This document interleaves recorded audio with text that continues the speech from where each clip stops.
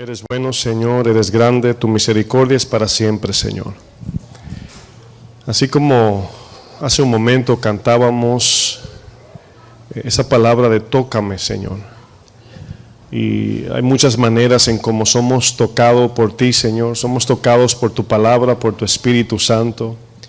Somos tocados cuando enfrentamos las situaciones de esta vida, Señor, sufrimiento, cuando estamos en la obediencia, así como la alabanza bien decía, no basta nada más con decir creo, si no lo llevamos a la obediencia, de nada sirve la fe. La palabra habla de la fe viva y todos queremos caminar en fe viva.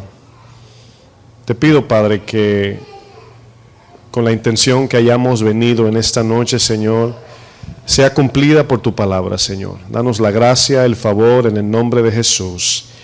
Amén. Bueno, vamos a poner una marca en el libro de Hebreos. Le voy a decir el capítulo en un momento. ¿Alguien me regala una botellita de agua, por favor? Están por allá. En la noche de hoy quiero compartir el tema que ya tenemos en la pantalla, ¿verdad? Mirando a Jesús. Muchas gracias, hermano. Muchas gracias. Muy amable. Mirando a Jesús. Y esta palabra mirar, que en la Biblia muchas veces aparece, cuando leemos la Biblia vemos esa palabra mira, poner la mira. Si usted, por ejemplo, piensa en su caminar, ¿verdad?, con el Señor, una de las batallas más grandes es el enfoque del cristiano. Es la dedicación, la disciplina, la búsqueda de su palabra, de la oración, la adoración al Señor, no solamente la música, sino adorar a Dios con nuestras vidas. La batalla más grande que nosotros como cristianos libramos es quitar la mirada de nuestros ojos físicos de esta tierra y caminar por fe. Esa es la batalla más grande que libramos. Son muchas las batallas y de muchas maneras se manifiesta el ataque del enemigo y el mundo, la carne y todo eso. Pero cuando pensamos bien, lo que se nos hace en un momento así más difícil es mantener nuestra mirada en el trono de Dios. Mantener la mirada en las promesas de Dios. No olvidar lo que el Señor, ¿verdad?, nos ha enseñado en su palabra. El miércoles pasado hablábamos del peligro de ignorar las bondades de Dios. Es decir, vivir una vida cristiana no meditando y pasando tiempo en ese deleite de lo que Dios ha hecho por nosotros. Cuando usted piensa en alguien que usted ama, obviamente usted ama a esa persona porque ha sido una buena persona en su vida. Esa persona le ha, vamos a decir, ha sido un impacto en la manera que lo ha tratado, sea familiar, sea un amigo, sea un compañero de trabajo. Y mayormente vemos esas personas que amamos de todo corazón es por el trato que nos han dado. De igual modo nosotros como creyentes, la razón por qué adoramos y cantamos a Dios es alabando y exaltando su nombre por lo que Él ha hecho por nosotros, comenzando en la cruz. Entonces yo pienso que uno de los ataques más grandes que libramos cada día es el enfoque en lo espiritual, caminar en el espíritu, caminar en la palabra, mantener el corazón en todo momento mirando al Señor, ¿verdad? Y esta palabra mira en la Biblia se está refiriendo al corazón, la mira del corazón. Jesús en un momento dijo, la lámpara de nuestro cuerpo, de nuestro ser es el ojo. Y a lo que Jesús se refería con el ojo era con el deseo del corazón. Y obviamente el corazón no desea si no mira, si no ve. Nosotros anhelamos cosas que conocemos y cosas que vemos. Entonces la palabra nos da un mandamiento de permanecer con la mira del corazón fijada en el Señor. ¿Por qué? Porque nuestro socorro, ¿de dónde viene? Del Señor, ¿verdad? De allá viene el socorro y estamos hablando aquí de la salvación. Entonces nosotros vamos a pasar la eternidad con el Señor. Estamos pasando por esta tierra. Y Satanás, según su sistema terrenal, ¿qué hace? Obviamente crea imágenes, colores, información, tecnología, todo lo que él pueda. ¿Con qué fin? Quitar la mirada del Señor, eso es todo. Entendemos que no es malo tener cosas, pero aquello que nos quita la mirada del Señor, como en el caso del salmista Asaf, que por un momento salió, ¿verdad?, y puso su mirada en el mundo y dice, casi resbalan mis pies, casi me voy al mundo, casi me aparto del Señor. En capítulo 12 de Hebreos, quiero que vayamos al capítulo 12. Fíjense lo que dice este versículo. Vamos a leer el verso 1 y el 2. ¿Cómo dice el subtítulo arriba? Puesto los ojos en Jesús. Ahora, al usted leer eso, ¿cómo usted lo interpreta? Porque Jesús se fue, físicamente hablando, no lo vemos, ¿verdad? Pero vamos a explicar en un momento qué significa eso. Dice, por tanto, esta palabra por tanto es la continuación del capítulo 11. Capítulo 11 habla de lo que muchos llaman el salón de la fe o la lista de hombres y mujeres de fe, ¿verdad? Aquellos que ya llegaron. Y esa lista de hombres y mujeres nos dice un poquito cómo fue que llegaron. Dice la palabra por fe, por la fe Abraham, por la fe Sara, por la fe Moisés. Y obviamente la fe viva de la Biblia que nos enseña es la fe que trae obediencia, la fe que sigue a Cristo. Pero para poder seguir a Cristo tenemos que entender qué significa poner los ojos en Él. Porque obviamente, repito, Él no está aquí. Aunque está en nosotros, pero no lo vemos físicamente. Entonces esta palabra, por tanto, es la continuación del ejemplo que nos puso el capítulo 11, de por la fe, ¿verdad? La fe en Abraham, en Enoc, en todos los que llegaron a la presencia de Dios, los que terminaron la carrera. Y aquí continúa, por tanto, nosotros, dice luego, también, ¿verdad? Nos está exhortando, nos está aconsejando que nosotros también, teniendo en derredor nuestro tan grande nube de testigos, es decir, lo del capítulo 11, dice, despojémonos de todo peso. Y aquí utiliza un ejemplo de carrera, porque luego va a decir corramos, ¿verdad? Ahora, un corredor sabemos que no debe tener más que el peso de su cuerpo para llegar a la meta más liviano, quitando aquellas cosas que nos estorban para llegar a la meta. Y aquí es donde yo hago mucho hincapié cuando me escuchan decir, hay cosas que en sí no son pecado, pero para nosotros puede ser pecado. Todo me es lícito, pero no todo me conviene, no todo me edifica. Entonces hay cosas en nuestras vidas que si tú la estudias bien, tú dices, no, eso no es pecado.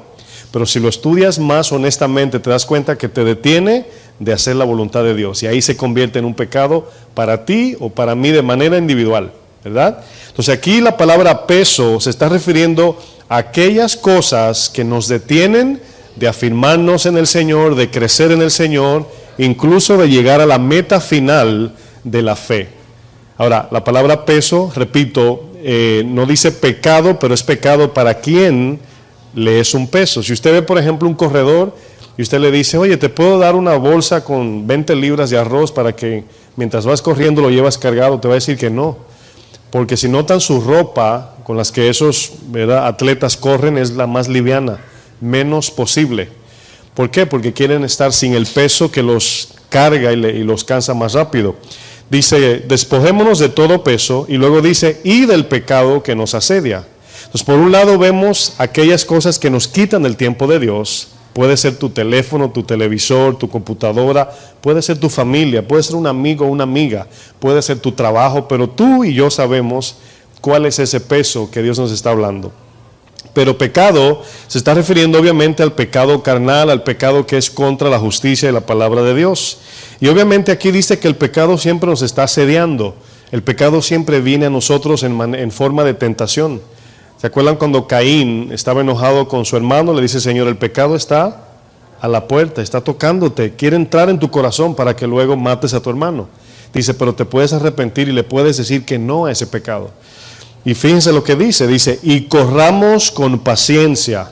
Y la palabra paciencia, obviamente, no está hablando nada más de lentitud, está hablando más resistencia. Paciencia es resistir hasta llegar a la meta. Hemos escuchado algunos pastores y maestros que dicen que la vida cristiana no es una carrera de 100 metros, o sea, de salir rápido y llegar primero, sino que es más bien un maratón, ¿verdad? Que necesita resistencia, disciplina, paciencia, confianza, enfoque. Si usted ve un maratonista corriendo, no saluda a la familia que lo está aplaudiendo, están mirando en su mente, están mirando la meta para poder llegar. Dice luego, corramos con paciencia, dice la carrera que tenemos por delante. Y obviamente aquí es donde voy a explicar en un momento cómo es que vamos a ver las líneas por así ponerlo, las líneas que nos permiten estar dentro de la pista de carrera, porque ahí es donde tenemos que correr. La palabra habla mucho de no salirnos ¿de dónde? Del camino, ¿verdad? Entonces queremos saber cuál es ese camino, cómo yo sé que voy en el camino del Señor, cómo yo sé que voy en la voluntad de Dios. Dice el versículo 2, dice, puesto los ojos, podemos decir, puesta la mirada en Jesús, ¿verdad? ¿Cómo miramos a Jesús? Lo vamos a ver en un momento. Y fíjense lo que dice, autor y consumador. Ahora, autor significa donde nace, de donde viene o donde se origina la fe.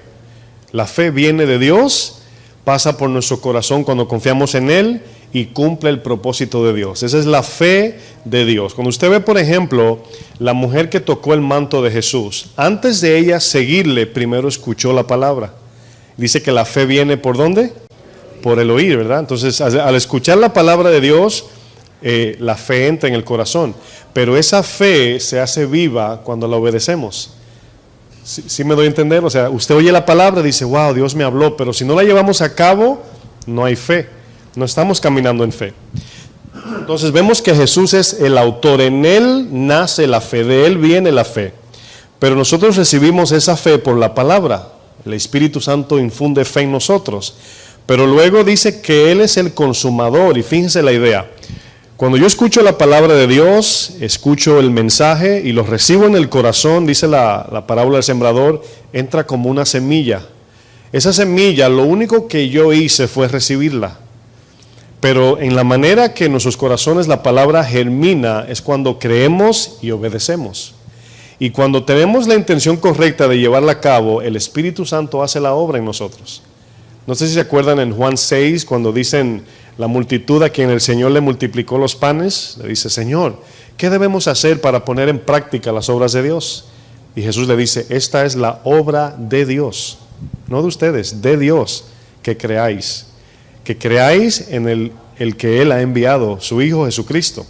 Cuando confiamos en Jesús, ponemos la mirada en Jesús, el Señor infunde la fe, y esa fe que viene de Dios es la que nos da el poder para vencer la carne. ¿Sí me estoy dando a entender hasta ahí? Dice, Jesús es el autor, ¿y qué más? Y el consumador de la fe. La fe de Dios al final termina haciendo la voluntad de Dios. Mucha gente dice, no, yo tengo fe, yo confío en Dios. Y la mayoría de las personas que dicen yo tengo fe, no siempre, es la fe de Dios, es la fe viva. Porque la fe pura de Dios siempre cumple el propósito de Dios, no el mío. Es muy fácil decir, yo tengo fe que Dios me va a sanar. Eso es fácil porque me va a sanar a mí. Pero ¿tienes fe suficiente para decir, aunque no me sane, seguiré fiel? Esa es la diferencia. Es muy fácil decir, yo tengo fe que Dios me va a dar dinero o me va a dar un trabajo. Pero ¿tienes la fe suficiente por si no te lo da, seguir fiel en la carrera que vamos corriendo? Esa es la fe pura, hermanos, porque es fácil. Todos dicen allá afuera, yo creo en Dios y yo también creo en Dios. Y los demonios también creen en Dios. O sea, todo el mundo cree en Dios, ¿verdad? Incluso los ateos dicen, no creo en Dios. O sea, si no crees, no existe, y lo mencionan. Pero obviamente es una fe natural que todo el mundo tiene, pero la fe para salvación, la fe que produce transformación, viene nada más por medio de la palabra.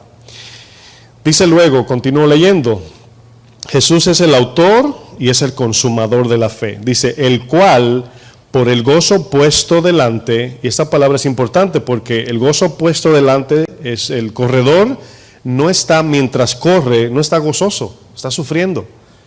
¿Sí entienden eso? O sea, el corredor en el momento que está corriendo le está doliendo todo, está cansado, sudando, con sed, los músculos le duelen, pero tiene un gozo puesto delante, el trofeo que va a alcanzar. Entonces, yo pienso que tenemos un problema grande como cristianos, y es que queremos el gozo, queremos el trofeo sin terminar la carrera. Y por eso muchos se deprimen, muchos se angustian, porque quieren agarrar lo que no está prometido para esta vida, sino para la venidera. Como en el ejemplo que hemos utilizado del pueblo que sale de Egipto, no se le prometió que en el desierto tendrían un buffet, sino el alimento necesario para llegar. Igual la vida cristiana necesitamos la palabra nada más. Si no tenemos esto hay problemas, pero si a veces pasamos hambre, bueno, son las consecuencias del pecado de esta vida. Y Dios dice que nos va a dar lo necesario. Dice dice, el cual por el gozo puesto delante de él, primero sufrió la cruz. Ahora, aquí es donde estamos mirando, no solamente, es parte, pero no solamente viendo que al poner la mirada en Jesús recibimos fe, sino que estamos también viendo cómo terminó la carrera de Jesús. Dice que se sentó, miren lo que dice, termina diciendo, menospreciando lo oprobio, menospreciando el sufrimiento, ¿verdad? Dice, y se sentó a la diestra del trono de Dios. ¿Se acuerdan cuando la madre de los dos que ella le pide al Señor, siéntame uno a tu derecha, el otro a tu izquierda? Y el Señor dice, el sentarlos a la derecha o a la izquierda no es mío darlo. Dice, ciertamente de la copa que yo voy a beber, beberán. Es decir, van a ser perseguidos, lo van a matar como apóstoles. Nosotros también recibiremos persecución de diferentes maneras. Y aquí es donde, cuando viene el problema, ¿verdad? Vamos a decir, cuando viene la prueba de fe, lo primero que hacemos, desafortunadamente, es quitar la mirada del Señor. Y por eso es que no podemos atravesar el problema. Porque la razón por qué Dios le da permiso al problema que llegue a tu vida es para tratar con tu corazón y probar tu fe. Pero fíjense que el Señor no va a dejar de darte el poder y la fe necesaria para que atravieses el dolor. Él te lo va a dar, pero si no confías, no te puede dar fe. Y se dan cuenta que, por ejemplo, cuando dice Satanás a Jesús, quiero zarandear a tus discípulos, y el Señor dice, yo he orado para que tu fe no falte. ¿Para qué? Para que puedan volver al Señor una vez sean zarandeados. Bueno, quiero utilizar un ejemplo en Mateo 16. Vamos a Mateo 16. Mateo capítulo 16.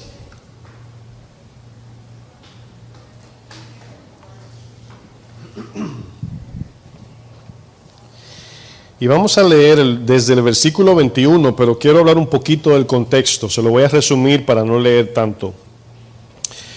En los capítulos anteriores, antes del 21,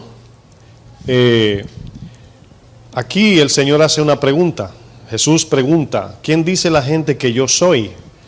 Ahora, ¿qué tan importante tiene esto de conocer a Jesús como quien Él verdaderamente es? Bueno, Jesús, obviamente, cuando viene a la tierra, viene como un ser humano, podemos decir, común y corriente en apariencia. Un hombre normal, uno más.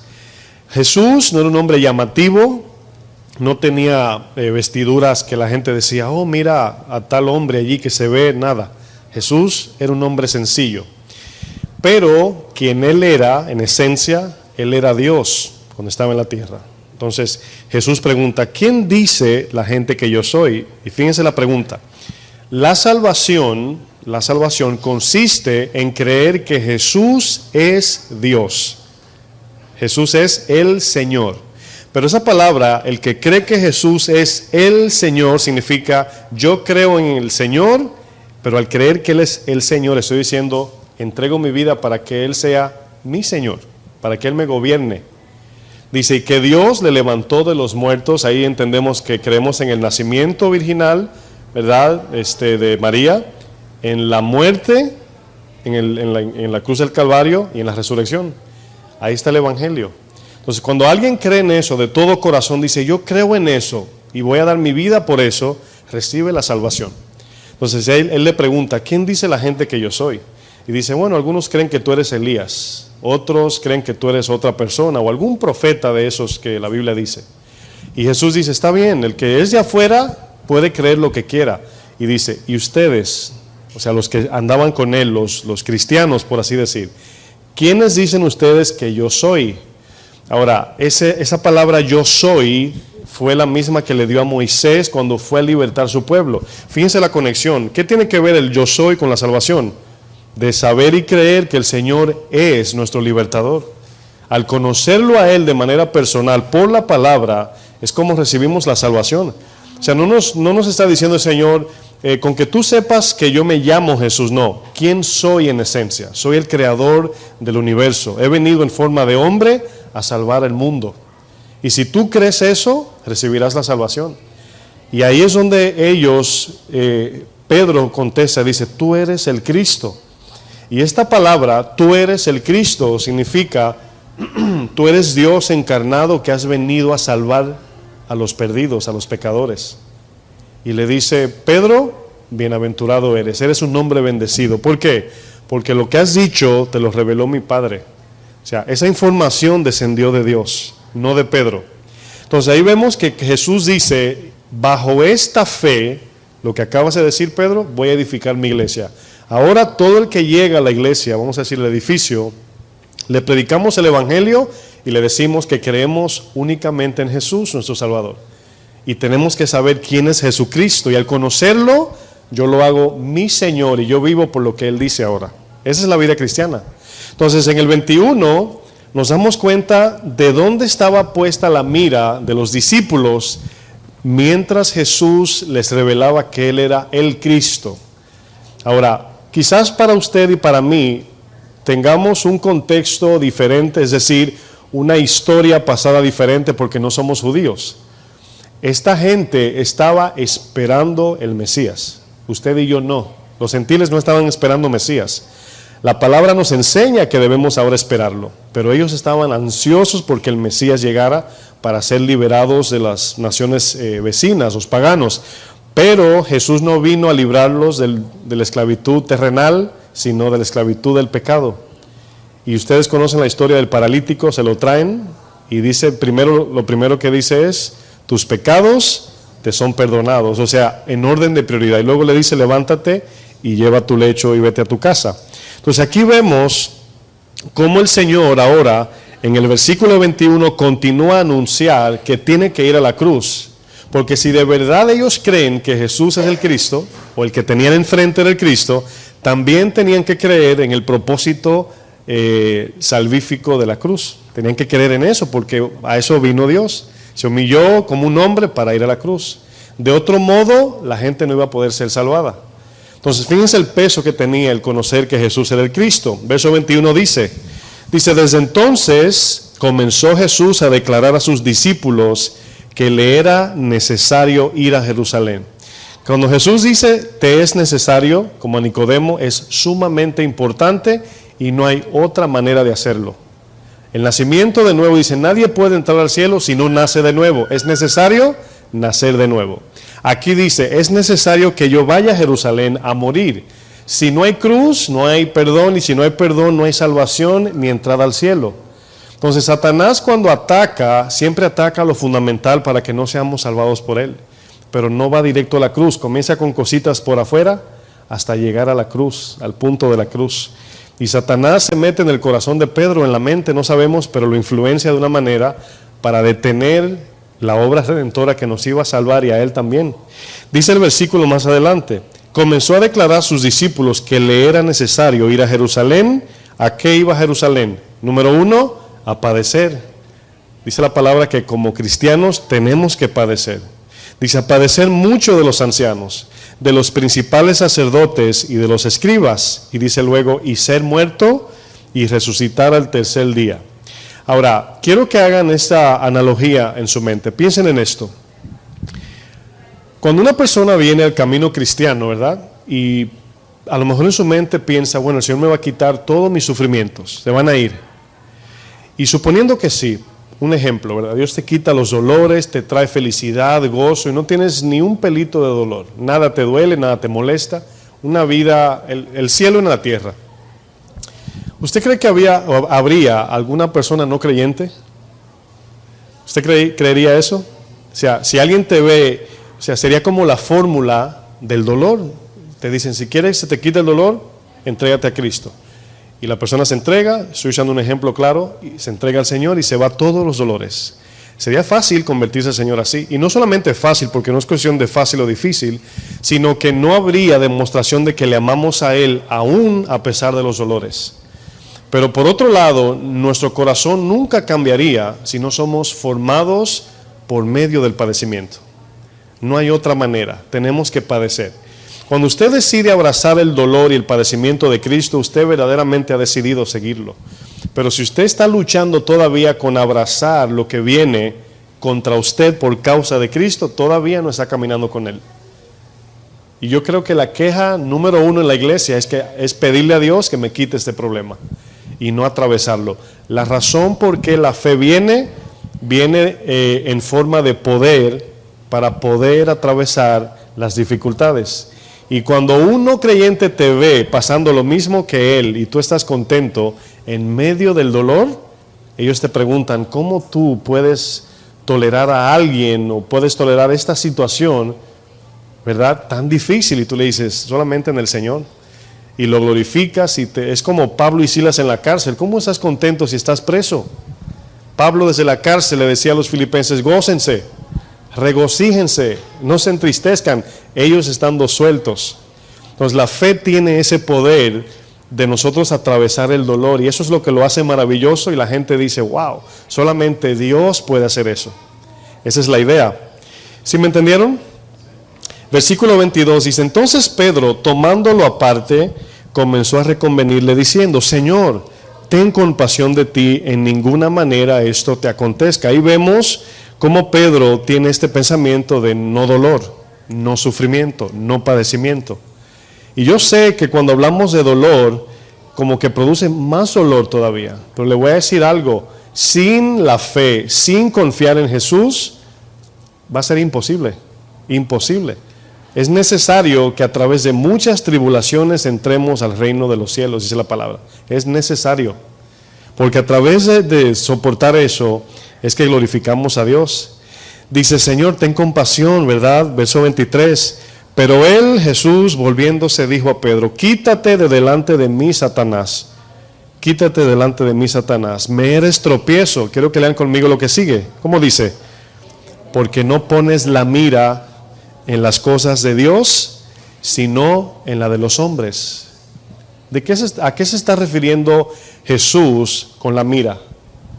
El deseo, el corazón, la voluntad, la vida misma de Pedro estaba más buscando cosas terrenales que las promesas del cielo. Si tú dices, Pedro, y Dios te revela que yo soy el Cristo, también debe de haber una congruencia, o debe de haber una armonía en que si tú crees que yo soy el Cristo, también debes creer que debo ir a la cruz.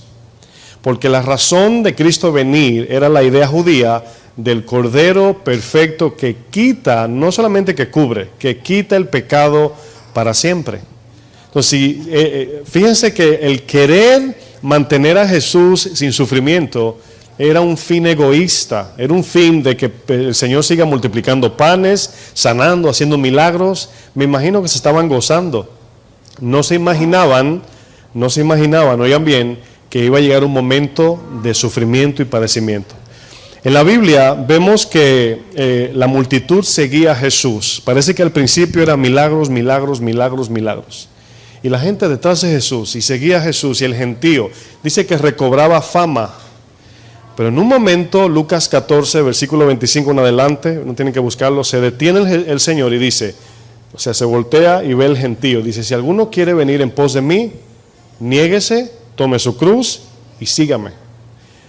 Y dice Juan 6, ya muchos no andaban con él. Fíjense que por esa razón, cuando vemos el grupito pequeño en la iglesia, es lo mismo con Jesús. ¿Usted cree que el ministerio de Jesús fue exitoso? ¿Sí o no? ¿Al 100%? Sí, fue exitoso, claro. Usted está pensando si se ganó a todo el mundo. No, sí fue exitoso, pero no todos quisieron seguirle.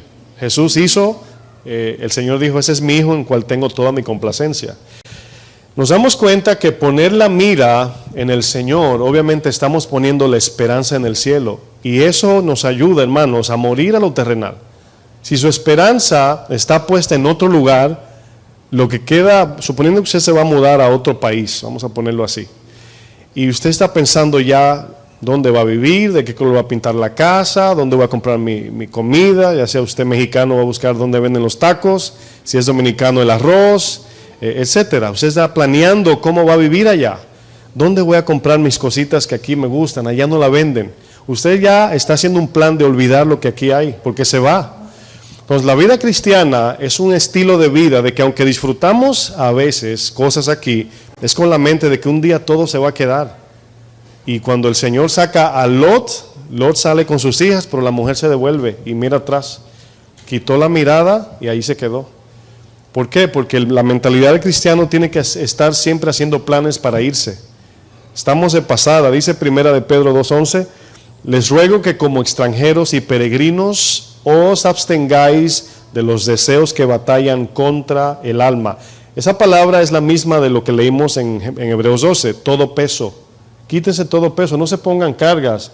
Por ejemplo, cuando usted va a un lugar turístico, una playa, ¿usted le pasa por la mente comprar muebles y televisor y eso? Pues, obviamente no, porque está pasando.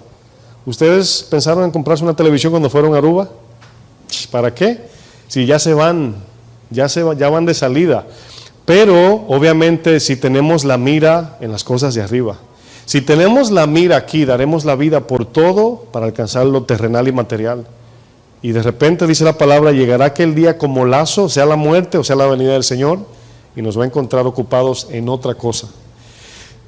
Aquí el Señor le dice a Pedro, porque no, dice, me eres tropiezo, me estás deteniendo de yo ir a la cruz para la salvación y redención del mundo entero. Dice, no pones la mira en las cosas de Dios, no tienes tu corazón mirando hacia arriba, sino en la de los hombres.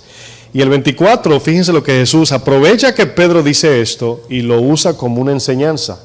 Dice el 24, Jesús dijo a sus discípulos, ahora aquí, acuérdense que Pedro lo tomó aparte, estaban ellos dos solos, pero luego Jesús le habló a todos. Le dice, si alguno quiere venir en pos de mí, niéguese a sí mismo, tome su cruz y sígame. ¿Por qué Jesús decía esto? ¿Porque quería quitarse de ellos ya que se vayan a otro lugar? No. Jesús le hablaba la verdad como era. Pedro le dice en Juan 6, Señor, ¿a dónde iremos si solamente tú tienes palabras de vida eterna? ¿Quién más tiene eso? Más nadie, Jesús nada más. Ahora, tú puedes conseguir dinero fuera de Jesús, trabajo fuera de Jesús, pareja fuera de Jesús, sanidad física fuera de Jesús, pero palabras de vida eterna nada más en Jesús.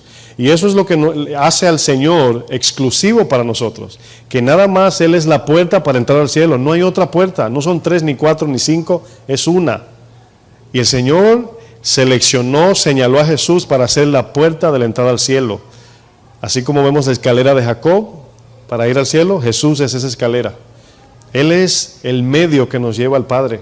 Nadie viene al Padre, dice la palabra, si no es por mí, nadie. O sea, ahí no dice algunos, dice nadie. Ni musulmanes, budistas, nadie. Y Jesús es el único camino. Entonces, si tenemos la mira en otras cosas, vamos a creer en otras cosas, otras religiones, y por eso muchos son arrastrados por diferentes temas, aún cristianos, que no tienen nada que ver con Jesús, porque obviamente su mira no está en la persona de Jesús, sino en sus deseos terrenales y materiales. Jesús le dice en el verso 25, porque todo el que quiere salvar su vida, es decir, buscar su propósito en esta tierra de vida, eso es lo que significa salvar su vida, dice, la perderá, y todo el que pierda su vida por causa de mí la hallará. Aquí está hablando de negarnos, obviamente, verso 26, porque ¿qué aprovechará el hombre si ganare todo el mundo y pierde su alma? O sea, ¿qué va a ganar? Bueno, quizás usted, imagínese que en el día de hoy, usted le entreguen un cheque de $1 trillón, $1 trillón, y usted comienza desde hoy a vivir la vida loca, ya saben lo que quiere decir la vida loca, hacer todo lo que usted quiera hacer, todo lo que usted quiera hacer, que se pueda hacer con dinero. Mirándolo bien a ustedes, aquí no hay de 20, no hay de 20, ¿verdad? No, solamente Liani es la más joven y Jordi. Pero les voy a calcular 60 años de vida que le queda, por así decir, 60 años. 60 años pasan un abrir y cerrar de ojos. Yo me acuerdo cuando yo nací, claro, no yo, pero pensando en la fecha. Hace 40 años, ya en octubre, 40 años que yo nací. Ahora, fueron 40 años, pero para mí fue ayer. Así pasa el tiempo aquí. Ahora bien, usted tiene todo este dinero, ¿verdad? Y usted comienza, su mente se le va a la bondad. Voy a ayudar a mi abuelita, a mi mamá, le voy a comprar su casita, etc. Cuando termine con eso, usted vive la vida loca, vive la vida del placer terrenal. Van a pasar dos cosas. Número 1, no se va a llenar. Y número 2, el tiempo va a pasar así. Incluso la ocupación le quita la mirada al reloj. Ahora bien, le puse un ejemplo de lo que muchos buscan. Hay muchos que van detrás de esto. Si solamente ganaría esto, mi vida cambiaría. Sí, pero para mal, para bien, lo dudo. Porque nuestra vida no mejora por el dinero. Puede que cambie, pero no mejora. La vida mejora en Cristo. ¿Están de acuerdo? A mí me daría miedo tener más dinero de lo que yo ya tengo. No tengo, pero si me dan dinero, me da miedo porque yo sé lo que el dinero hace. O sea, el dinero no es el diablo, pero yo conozco mi corazón. Entonces, sabemos que si no tenemos el carácter formado a la imagen de Cristo, hermanos, no sabríamos manejar el dinero. Y fíjense que cuando pensamos en dinero, obviamente, ¿verdad? Pensamos en ayudar a los pobres. Pero yo creo que decimos eso a ver si Dios engañamos a Dios y nos da los números de la lotería. Así dicen todos, si me saco la lotería no va a haber pobres a su lado porque se va a mudar con los ricos, claro. Pero esa es la mentalidad de todo el mundo. Pero en el momento que le cae el dinero, se olvida todo. Ese es el mundo, hermanos, eso es lo material. Y aquí Jesús, obviamente, en el versículo 26 dice, ¿de qué aprovecha al hombre ganar todo el mundo y perder su alma? Ahora, aquí es donde muchas veces en números matemáticos como que no sabemos discernir que 60, 70 años de vida, póngale 100, comparado con la eternidad, hermanos, donde la eternidad no tiene fin.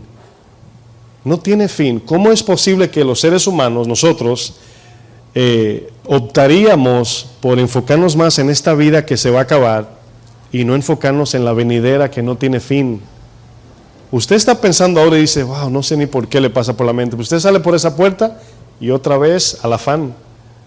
Es increíble, hermanos. Y Jesús está poniéndole la mirada a ellos arriba. Dice el 27, el 26, ¿verdad? Dice, ¿y qué recompensa dará el hombre por su alma? Obviamente, para entrar al cielo tenemos que pagar una recompensa. ¿Cuál? La del pecado. ¿Cómo pagaríamos? No tenemos con qué. Dice el 27, dice, porque el Hijo del Hombre vendrá en la gloria de su Padre con sus ángeles, y entonces pagará cada uno conforme a sus obras. De cierto os digo que hay algunos de los que están aquí que no gustarán la muerte. A nadie le gusta morir, eso se entiende, ni el sufrimiento, pero dependiendo de la paga, dependiendo del resultado de dar la vida. Dice luego, hasta que hayan visto al hombre, al Hijo del Hombre, viniendo en su reino. Ahora sí queremos morir. Así sí, por eso Pablo decía, el morir para mí ¿qué es? Es ganancia, porque morir es pasar de esta vida a la eternidad. Ahora, todos iremos a la eternidad, todos, pero no todos iremos a la vida eterna, algunos irán a la muerte eterna, otros a la vida eterna. Entonces lo que hagamos aquí, las decisiones que tomemos aquí en esta vida, son las que van a definir a dónde pasaremos el resto de la eternidad. Es su decisión y es la mía, particularmente hablando, la de mi esposa aparte y la mía también. Aunque somos uno, pero decidimos de manera individual. Lo que hacemos aquí es lo que va a definir lo que haremos allá. Vamos a Colosenses 3, capítulo 3, versículo 1. ¿Qué significa poner la mira en Jesús? ¿Qué significa poner la mirada en Jesús? Bueno, para nosotros, obviamente porque tenemos nuestra manera de pensar es humana. Cuando decimos mirar, pensamos que estamos mirando con los ojos. Pero mira en la Biblia, esta palabra mira es la palabra froneo y significa en el griego mirar con la mente. Por ejemplo, ¿cuántos de ustedes tienen seres queridos a distancia? Levante su mano, gente que usted ama con todo su corazón. ¿Usted puede de momento mirar a esa persona en su corazón y sentir ese agrado, pensar yo, por ejemplo, pienso en mi papá, en mi hermana, pienso en mis familiares, mis tíos y los veo, ahora mismo los veo en mi corazón y viene alegría a mi corazón, un poco de tristeza porque no estoy con ellos, pero los veo.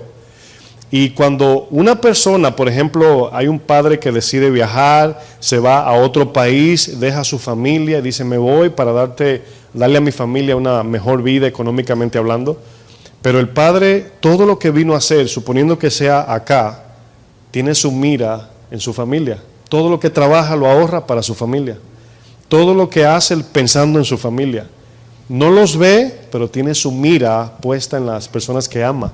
De igual modo, la palabra froneo, la palabra mira, significa poner la mirada, el deseo, nuestra voluntad, nuestra esperanza en Jesús. Esa es la idea.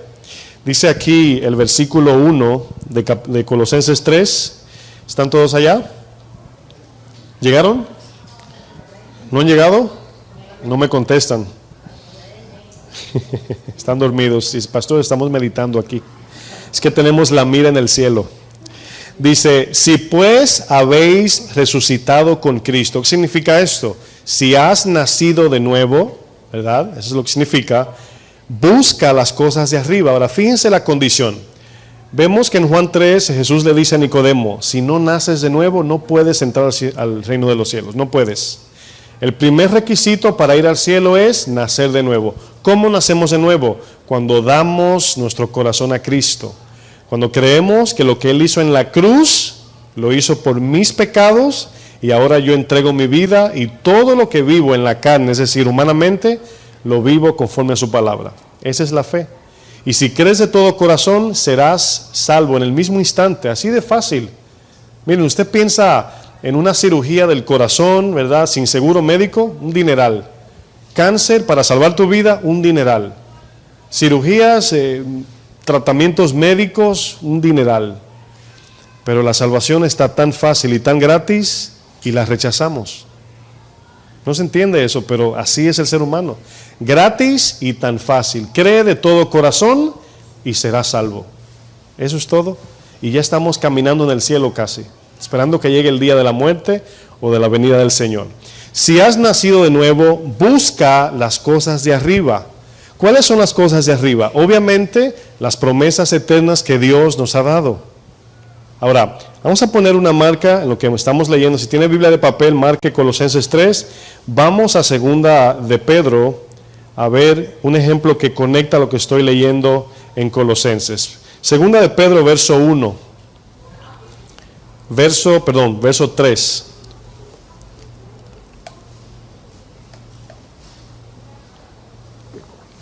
Segunda Pedro, capítulo 1, verso 3. Por si lo dije mal, perdonen. Solamente vamos a leer hasta el versículo 4. Segunda de Pedro 1, verso 3. ¿Sí llegaron todos? Ahora sí.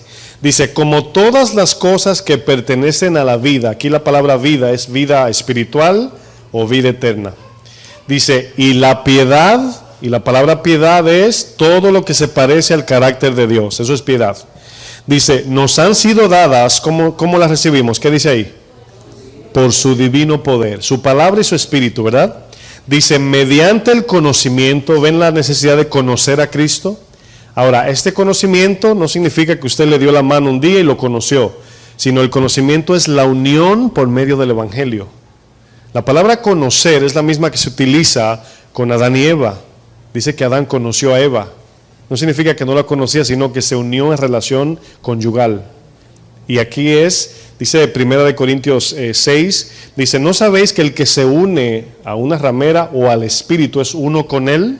Entonces aquí conocer significa la unión por medio del Evangelio y su palabra de salvación. Fuimos unidos a Cristo y lo conocemos quizás no de vista o de intelecto, pero sí espiritualmente y de corazón. Estudiamos la Biblia para crecer en entender qué significa ese conocimiento. Por eso estudiamos tanto la Biblia. Dice, mediante el conocimiento de aquel que nos llamó por su gloria y excelencia, dice, por medio de las cuales nos ha dado ¿qué? Preciosas y grandísimas promesas. Ahora, ¿se acuerdan que Colosenses dice, pongan la mirada en las cosas de arriba? Ahora, usted preguntaría, ¿por qué la Biblia no nos dice qué es lo que Dios nos va a dar allá, en el cielo? ¿Cuántos quieren saber? Yo les digo, yo sí sé. ¿Que sí quieren saber? Cristo. Y usted diría, ¿nada más? Bueno, sabemos que habrá un lugar con frutos, animales, una casa grande, no sé, etcétera. Pero miren, es que nuestra mente no alcanza a percibir que Cristo es suficiente. Cristo es suficiente, hermanos. Él solo. Obviamente la comida, las cosas que nos da son medios para nosotros interactuar y relacionarnos. Eso es todo, pero Él es el que pone el gozo, el amor, Él es el que da la felicidad. Y por eso la Biblia no dice exactamente qué es lo que veremos allá. Yo sé que va a ser maravilloso, yo lo sé, porque Dios es bueno. Pero nuestro corazón debe de estar puesta la mirada en verlo, alcanzarlo a Él. El día que lo veamos, en aquel día, hermanos, dice la palabra, seremos igual que Él, transformados con cuerpos glorificados. Ya no más incomodidad, dolor, tristeza, ni engaño, ni mentira. Ya no más angustia ni sufrimiento. Todo gozo en todo momento, en todo segundo, tiempo, por toda la eternidad, mis hermanos. ¿Quieren más? ¿Sí quieren más? Es lo máximo. Pero lo que hagamos aquí, donde tengamos la mirada, va a definir si vamos a disfrutar de eso o no. Por eso la iglesia fue establecida en la tierra, para alertarnos de eso. Dice, nos ha dado preciosas, sigo leyendo, y grandísimas promesas, para que por ellas llegaseis a ser participantes de la naturaleza divina. ¿Cuál es? La vida espiritual de Dios en el creyente. Dice, habiendo huido o habiéndonos negado de las cosas de este mundo, habiendo huido de la corrupción que hay en el mundo a causa de los deseos carnales. Obviamente la vida, nada más vivir una vida de negación es dolorosa. Cuando usted ve algo en este mundo que usted quiere y el Señor te dice no, duele. Pero usted abraza ese dolor porque usted ama más a Dios. Usted ama más a Dios. Miren, cuando ustedes piensan en sus hijos, los que tienen hijos pequeños, de repente usted dice, piensa en alguna decisión a tomar o algo a comprar, y usted pone a sus hijos de primero, dice, si compro esto no le voy a poder alimentar a mi hijo, por ejemplo. Y usted le va a doler que no lo compró, pero no lo va a comprar porque ama más a su hijo. Eso pasa con el Señor. Cuando usted mira algo en este mundo que usted quiere, pero que no lo puede obtener, usted mira a Jesús y usted dice, no, pero tengo algo mucho mejor y eterno. Y aunque en el momento no me estoy sintiendo bien porque la carne quiere eso, me someto, me niego. ¿Y la cruz para qué es? Para clavar nuestras pasiones y nuestros deseos egoístas. Jesús dice, niégate y toma tu cruz. Significa que te vas a decir a ti mismo no, para decirle que sí a Cristo, pero obviamente tienes que clavar tu deseo y duele. Por eso dice cruz. O sea, va a doler. ¿Sí me di a entender allí? Vamos a volver a Colosenses. En Colosenses 3:1, esta palabra buscar las cosas de arriba, está hablando de las promesas que Dios nos ha dado. Miren, por eso decía al principio que la lucha del creyente es mantener su mirada puesta en Jesús. Miren, hoy vemos tantas cosas impresionantes acerca de lo que es la tecnología, el lujo, lo que es lo material. De repente uno va a una tienda y tú entras, ¿verdad? Y ves como esa atracción por lo bonito que se ven las cosas. Si es una cartera de $3,000, ahí están las mujeres, wow, yo con una de esas. Si son los varones con la tecnología, no sé, pero de repente la carne viaja, de repente comienza a hacer planes en la mente y dice, ay, yo quisiera uno de esos. Y no tiene nada de malo anhelar, ¿verdad? Pero mucho de eso, una vida habitual, de estar enfocado en las cosas de esta tierra, hermanos, no nos permite ver a Cristo, no nos permite mirar a Jesús. Porque estoy tan ocupado tratando de alcanzar algo aquí que no puedo poner la mira en las cosas de arriba.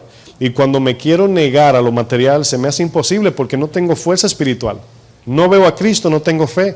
Y si no tengo fe, la carne me domina. Y no es lo que yo digo ni lo que dice Cristo, es lo que dice la carne. Y Pablo dice, yo golpeo mi carne y la pongo en sumisión, en servidumbre, para que ella no haga, yo no hacer lo que ella quiere, la carne, entiéndase los deseos carnales, sino que ella haga lo que yo le ordeno, dominar la carne.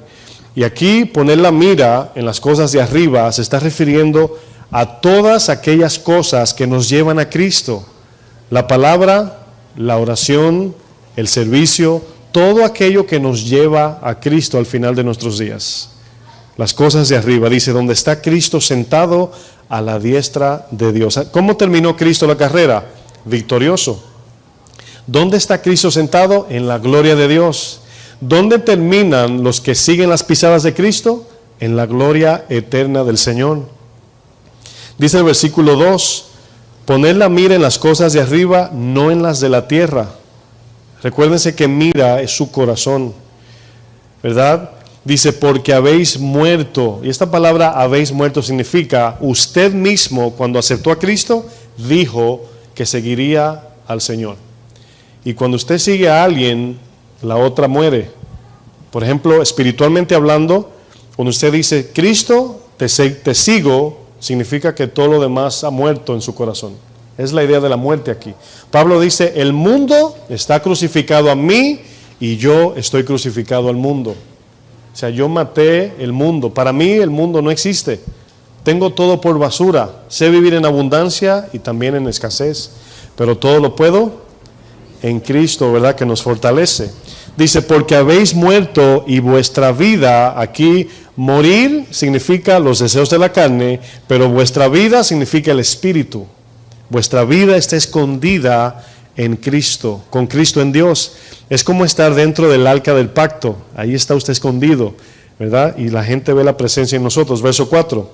Dice, cuando Cristo, vuestra vida, sabemos aquí que tenemos vida. Si alguno está en Cristo, nueva criatura es. Las cosas viejas pasaron, la carne, he aquí todas son hechas, progresivamente el alma va siendo santificada, son hechas nuevas. Dice, cuando Cristo, vuestra vida, se manifieste, entonces vosotros seréis manifestados con Él, ¿cómo dice luego? En gloria. Usted no se imagina lo que significa gloria, aunque se lo explique, ni yo tampoco. Pero la palabra nos da una idea de que la gloria significa el esplendor, la perfección, el gozo, todo lo que usted se imagina que es lo perfecto y lo mejor, es gloria. ¿Sí o no, Luis? La hermana se llama Gloria. O sea, la palabra nos dice, la palabra doxa griega, gloria, significa el esplendor de Dios, la luz, la vida, la santidad. Miren, usted cuando piensa en vida eterna, usted nada más y yo sé que somos humanos, pensamos, nunca más me voy a morir. Hasta ahí llega la idea de la vida eterna para muchos, pero no, hermanos. Vida eterna no es nada más en números de cantidad de años, sino también en calidad ilimitada, calidad de vida ilimitada. Eso también dice, he venido para dar vida y para darla en abundancia. Entonces usted y yo no sabemos, no sé si han visto estudios médicos que dice que el ser humano muere y solamente usa el 5% de su cerebro, porque no puede experimentar según Dios nos diseñó al máximo. Por el pecado somos limitados. Pero en el cielo, si usamos ese estudio científico, en el cielo el cerebro será usado al 100%. Y vamos a experimentar, hermanos, más allá de la imaginación en la presencia de Dios. Pero para muchos, hermanos, esto va a ser algo que hasta que no lleguemos no lo vamos a saber. Es como que el Señor te dice, te tengo un regalito, pero pórtate bien. No para que te ganes el regalito, sino para que llegues hasta el final. Aquí nos damos cuenta, hermanos, quiero ir a Santiago 1 para ir concluyendo, verso 25. Santiago 1, versículo 25.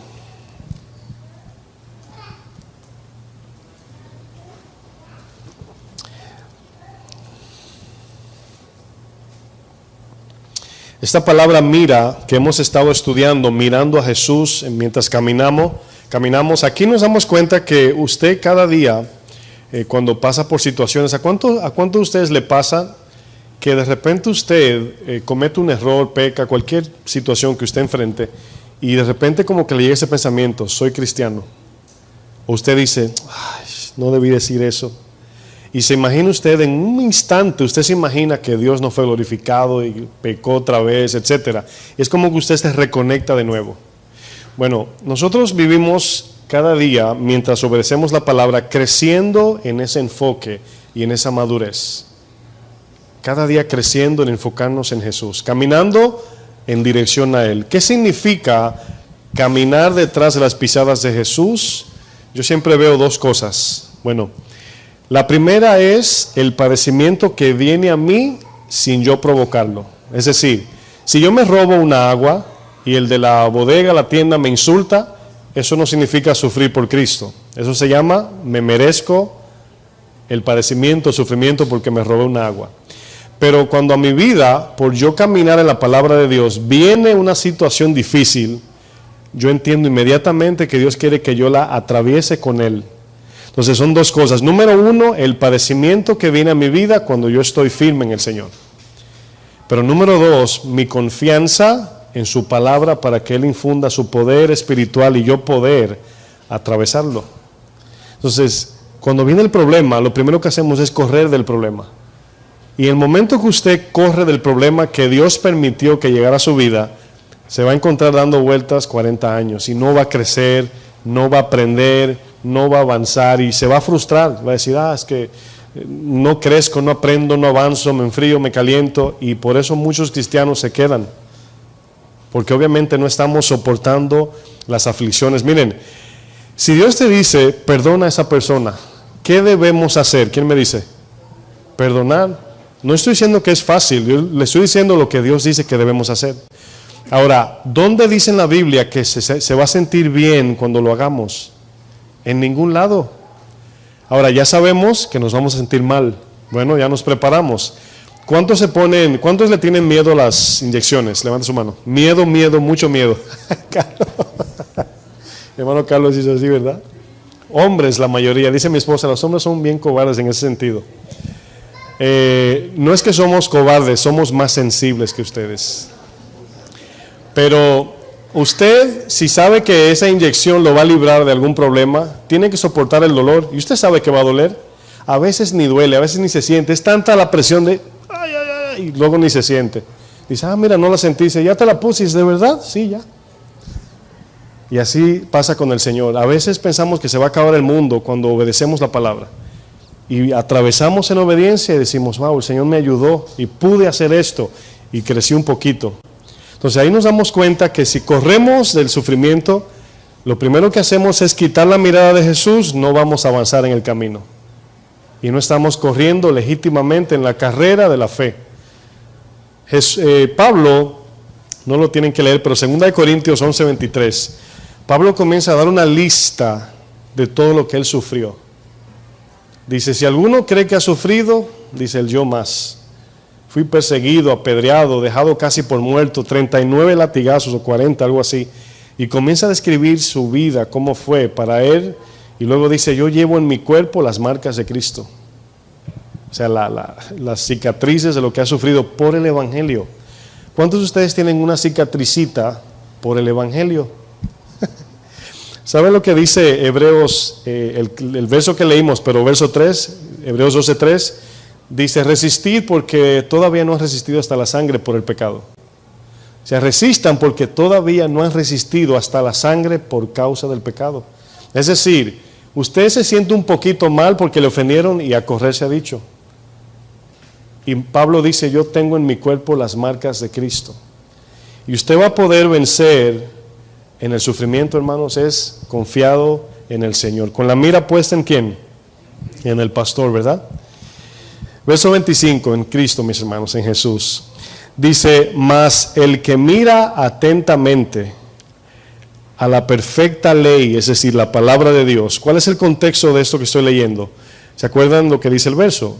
Dice que el hombre inestable es como aquel que se ve en un espejo, que se mira y se ve la cara y se va y se olvida cómo era. Dice, así son los hombres y mujeres obviamente inestables. Dice, pero el que mira atentamente, y atentamente se está refiriendo al corazón, ponerle atención a la palabra en todo tiempo. Dice, la perfecta ley, ¿qué hace esa ley? Lo dice luego, la de la libertad, nos hace libres. ¿Libres de qué? Del pecado, del ego. Dice, y persevera, es decir, se mantiene con toda paciencia ahí. Dice, no siendo nada más oidor olvidadizo, sino que es un hacedor de la obra, es decir, aquel que obedece la palabra. Dice, el que obedece al escuchar la palabra, será sumamente bendecido, dice la palabra. La palabra bienaventurado o bendecido significa que tu alma será recompensada espiritualmente. Vas a recibir el gozo, la madurez, la llenura, vas a recibir todo lo que el alma de todo ser humano está pidiendo. Esa es la recompensa. Pensamos a veces que es dinero, o qué sé yo, fama o más conocimiento. No, vamos a recibir la bendición de Dios espiritual. Vamos a ser más afirmados en el Señor, vamos a crecer, lo vamos a conocer personalmente más de manera individual. Pero obviamente todo esto es con la mira puesta en Jesús. Este verso nos dice cómo es que podemos ver a Jesús si Él no está aquí. ¿Cómo lo dice el verso? Mirando su palabra, caminando en su palabra. Y mirar la palabra obviamente no significa andar con la Biblia en la calle así, ¿verdad? Entiéndase, la palabra en mi corazón, mirando todo a través de la palabra del Señor. Por ejemplo, cuando yo era joven, tenía mis 12, 13, 14 años, mi abuelo me daba una orden y me daba advertencias y me daba las implicaciones si no lo obedecía. Bueno, yo me iba, él se quedaba en la casa, yo estaba a kilómetros de él, pero yo caminaba con la mira puesta en mi abuelo. ¿Sí entienden eso? Obviamente si me olvidaba de lo que él me dijo, iba a cometer la desobediencia, pero le tenía tanto temor que yo andaba con la mira puesta en Jorgito, se llamaba mi abuelo Jorge. Y entiendo claramente lo que dice la Biblia con los ojos puestos en Jesús, que todo lo que hago es mirándolo a Él para saber si lo debo hacer o no lo debo hacer. Esa es la idea, hermanos. Ahora, si usted no estudia la Biblia, si usted no mira la Biblia, ¿a quién está mirando? A nadie, porque la palabra es Cristo. Dice la palabra, Él es el verbo. Entonces, en cada decisión que tomo, pensamiento, decisión, cada lugar que voy, tengo que tener la mira puesta en el Señor. Quiero terminar con Josué 1, verso 6.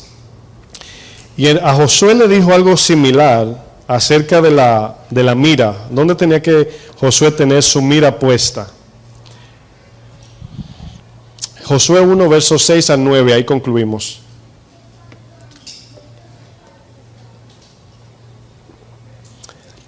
El Señor obviamente cuando mete a Josué en Canaán para poseer la tierra prometida, le da unas instrucciones para poder vencer los enemigos, en este caso para nosotros el pecado. Pero ¿de qué manera, oigan bien, Josué iba a poder alcanzar la victoria?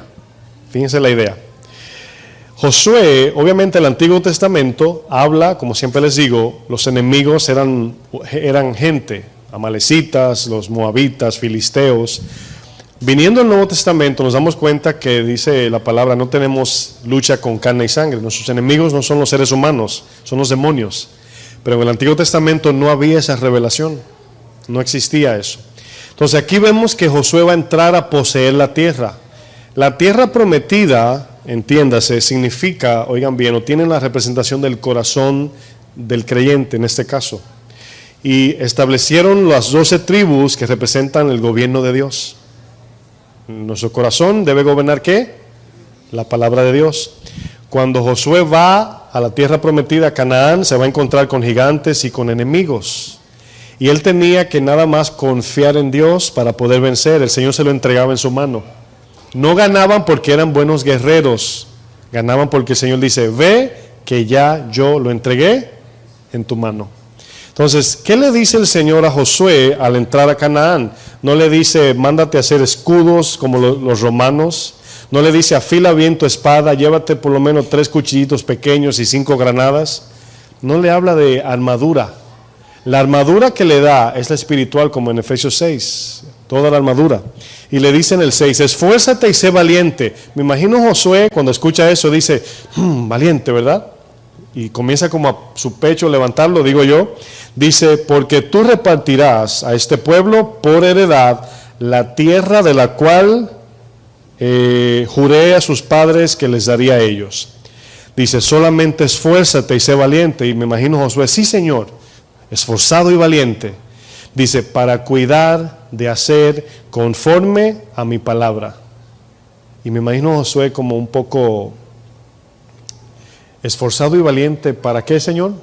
Para guardar mi palabra. Solamente haz lo que yo te digo. Eso es fe, andar por la guianza de su palabra. Dice, la cual mi siervo Moisés te dio, o te mandó. Dice, no te apartes de ella. Aquí ella no es su esposa ni su tía, es la palabra de Dios. No te apartes. Dice, ni a diestra ni a siniestra. Fíjense lo que dice, lo mismo que dice Santiago. O sea, no quites tu mirada de lo que te estoy diciendo, tu corazón. ¿Sí lo pueden ver? Dice, para que seas, ¿qué dice? Prosperado en todas las cosas que emprendas. Nunca se apartará de tu boca este libro de la ley, la Biblia, la palabra del Señor, sino que de día y de noche, ¿qué dice? Meditarás, que significa poner tu mira en todo tiempo en la palabra de Dios. Dice luego, para que guardes y para que hagas conforme a todo lo que en la Biblia, la palabra, está escrito. Porque entonces, la palabra entonces significa que si no haces lo anterior, no hay entonces. Si no te enfocas, si no pones la mira en la palabra o en Jesús en este caso, que es la palabra, el texto dice, porque entonces harás prosperar tu camino, sería, ¿verdad?, la contraparte. Si no ponemos la mira en Jesús, no vamos a prosperar, no vamos a tener éxito. Dice luego, prosperar tu camino y todo te saldrá como. La palabra bien no significa bien según lo que nosotros queremos, sino según el plan eterno de Dios. Termino con el verso 9. Dice, mira que te mando que te esfuerces y seas valiente. ¿Cuál es el esfuerzo y la valentía? No temas, no desmayes, porque Jehová tu Dios estará contigo donde quiera que tú vayas. Recuerdo un testimonio que me dio una hermana de la iglesia no hace mucho tiempo, y lo uso mucho en una ilustración imaginaria. Una hermana tuvo, no sé si fue un sueño o una visión, pero de todos modos tenía mucho sentido. Dice que en un momento ella tenía que ir a comprar algo a su familia, tenía que ir a un lugar, creo que fue un sueño, pero el lugar donde tenía que ir a comprar aquello, al mandado, había como en forma de pasillo un grupo de hombres aquí y allá, pero eran demonios, y ella tenía que atravesar por el medio, caminar por el centro, y ella se paró y dice, yo no puedo entrar por ahí, y de momento el Señor se le paró al lado y le dice, ven conmigo. Dice la hermana que mientras caminaba veía la furia de los demonios queriendo como destrozarla, pero Jesús obviamente la cuidó. Cuando pasó de aquel lado, el Señor le dijo, ella le dice, Señor, tengo que volver a mi casa, vamos.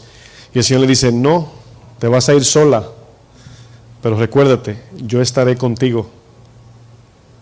Ahora fíjense la idea, lo que dice el texto. Dice, no desmayes, Josué, no desmayes, ni tengas miedo, yo estaré contigo. ¿Qué dice Mateo 28? Yo estaré con vosotros todos los días hasta el fin. El Señor no quita su mirada de nosotros, nosotros quitamos la mirada de Él. Y cuando estamos en los momentos más duros y difíciles es cuando menos lo vemos. Pero Él está ahí, Él prometió. Si a Josué de momento le dio temor o se olvidó del Señor, no fue que el Señor se fue que se olvidó de Él. Y cuando sentimos a Dios lejos, no es que Dios se fue, es que nosotros nos hemos alejado. Y no sé si a usted le pasa, pero yo me doy cuenta cuando estoy a distancia del Señor. Inmediatamente me doy cuenta, porque en mi corazón, no sé si es el espíritu, pero me siento diferente, no tengo paz. Es como usted, de repente yo recuerdo al frente de la cafetería, al frente de mi casa había una cafetería que venden sándwich. Y de momento yo tenía confianza y pasaba donde hacían los sándwiches. Y sin querer, por estar en la conversación, sentí un calentazo en la espalda. Y obviamente el Señor me revelaba por el espíritu que estaba al lado de la tostadora. Digo, o sea, ¿a qué me estoy refiriendo? Que la presencia y la cercanía a Dios es lo que produce la paz en el corazón, de que estamos con Él. Ese sentido de seguridad y confianza. Pero tenemos que tener los ojos fijados en Él. Vamos a ver con estos ojos muchas cosas malas, pero con el ojo del corazón mirando al Señor. Tenemos que mantener la mirada en Él para poder terminar la carrera, hermanos. Estamos siendo bombardeados por este mundo para quitar nuestro corazón. Lo primero que el enemigo hace es crear este sistema de entretenimientos para que no oremos. ¿Saben lo que pasa en la oración? Ya para concluir. Que cerramos los ojos. ¿Cuáles? Los ojos físicos. ¿Y cuáles abrimos? Los del corazón para Dios. Y a veces se hace tan difícil mantener esos cerrados y abrir el corazón, que ahí está la respuesta por qué nuestra vida puede ser una vida de fe desnutrida espiritualmente, por falta de oración. Jesús en Lucas 18 dice, la parábola de una mujer, una viuda. Arriba dice, Jesús explicaba la razón y la necesidad de orar siempre sin cesar y no desmayar. Dice, esta mujer pedía día y noche justicia. Y yo siempre he visto este texto, según lo puedo entender, orando para que el Señor infunda su justicia, el cual significa su amor, significa el anhelo de hacer su voluntad y su palabra. La justicia de Dios. Buscar el reino de Dios y ¿qué más? Y su justicia. La justicia de Dios viene por la fe. Así dice Romanos 1, la justicia que es por la fe. Y Dios infunde en cada uno de nosotros esa justicia que nos da el poder y la capacidad de odiar el pecado, de servir a Dios, de ayudar al necesitado, de darle la mano al caído. Es un poder que viene de Dios, el cual es su amor manifestado en justicia y en santidad. Pero si quitamos la mirada, es decir, el corazón de la vid, estamos fritos, friticos, y no podremos vencer la carne ni los deseos del pecado nunca. ¿Con qué poder? El poder del pecado, hermanos, es muy poderoso. Solamente bajo el poder de Cristo podemos vencer la carne, nada más. Romanos 6 dice, no reine el pecado en vuestros cuerpos mortales, es decir, en la carne, sino que reine Cristo. Pero tenemos que caminar con la mirada puesta en Él. Amén. Vamos a ponernos de pie para cerrar en oración. Cierre sus ojos en este momento. Vamos a hacer un ejercicio de unos segunditos. Yo quiero que usted por un momento, mientras tiene los ojos cerrados, trate de mirar al Señor. Y no estoy diciendo que usted se cree una imagen de Él, sino hasta donde usted pueda, según su palabra, trate de mirarlo en este momento. Fijar su mirada. Se va a dar cuenta que va a ser una lucha. Enfocarse en Él. De la manera que yo lo hago, no tiene que ser como usted lo hace, pero yo miro la cruz. Y la cruz me ayuda a ver cómo el Señor quiere que yo lo vea. Pablo dice, yo predico a Cristo y a este crucificado. Cuando vemos la cruz, vemos una masacre, vemos allí. Eso vemos. Esa masacre, es decir, eso que Jesús pasó, ese derramamiento de su sangre y la desfiguración de su cuerpo externo, la burla, todo lo que le hicieron era lo que ustedes y yo merecíamos. Pero el Señor abrazó eso para que hoy tengamos vida en Él. Él abrazó el sufrimiento, dice que fue probado por el sufrimiento en la cruz, para que tengamos paz, gozo en Él. Quizás no en las cosas materiales de este mundo, el cual ninguna satisface el alma, sino en Cristo, deleitarnos en Él, adorarle a Él. Y tómese unos segunditos ahí, bien cortito, mirando la presencia de Dios. Imaginándose usted con Él, usted solo, no con su familia, usted solito. Así como cuando Pedro se le transfiguró el Señor, que dijo, Señor, me quiero quedar aquí. Y no debemos mirar a ese Dios con barbas blancas ni nada de eso, sino aquel Dios que la Biblia nos enseña, aquel Dios que dio su vida por mí, aquel Creador que me ha dado vida y vida en abundancia.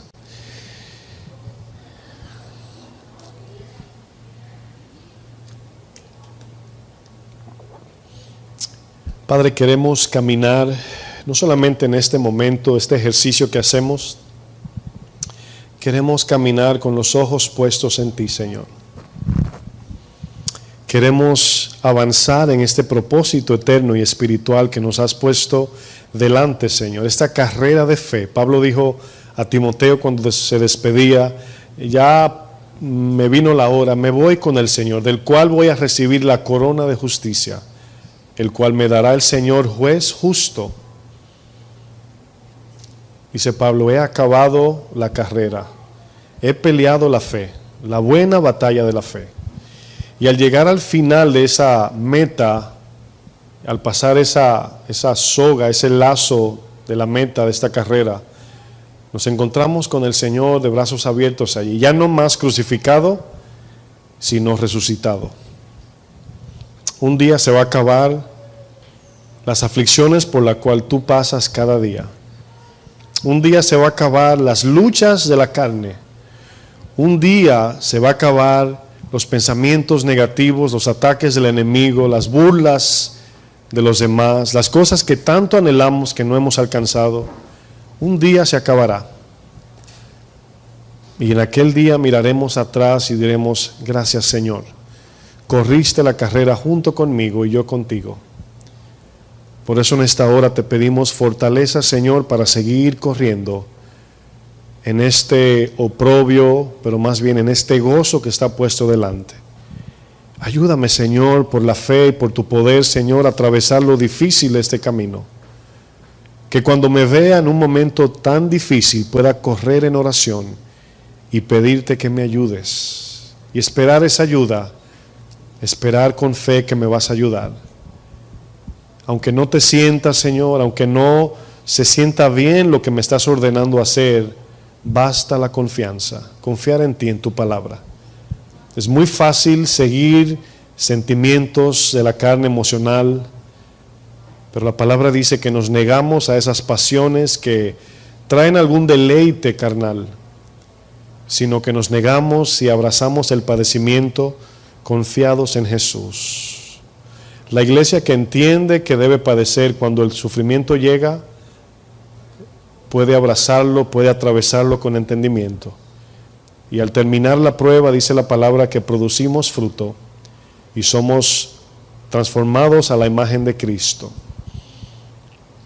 Gracias por tu palabra, Señor. En el nombre de tu Hijo amado Jesús, gracias. Que el Señor les bendiga, mis hermanos.